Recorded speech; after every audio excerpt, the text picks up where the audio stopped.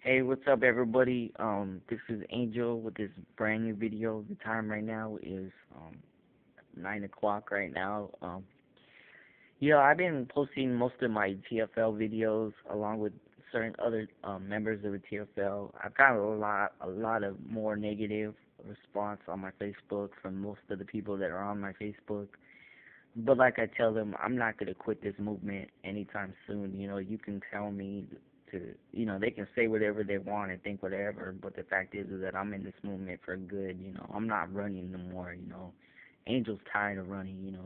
This new Angel's gonna fight against the haters because that's what I've been doing.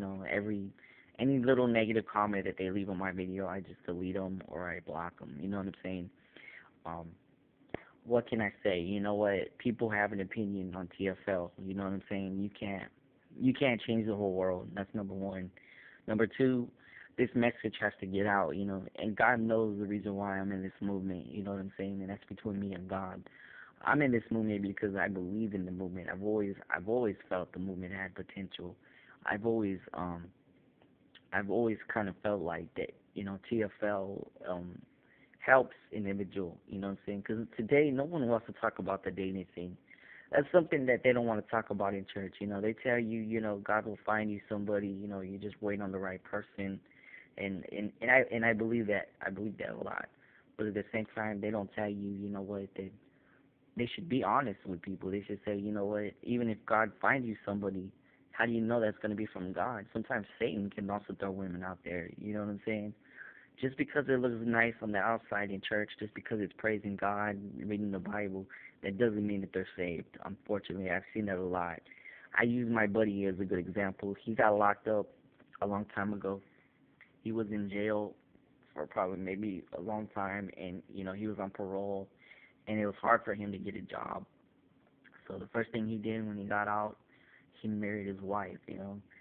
And his wife just treated him like crap, And I understand people that are going to jail, they mess up, they know it, but when they get out, it doesn't mean that society has to mistreat them. It doesn't mean that we have to treat them like they're criminals, okay? Because they're forgiven, no matter what they've done, they're forgiven.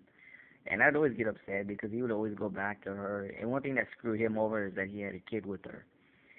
So the problem that I saw in that relationship is that she was controlling him and she was putting him down. She was kicking him out.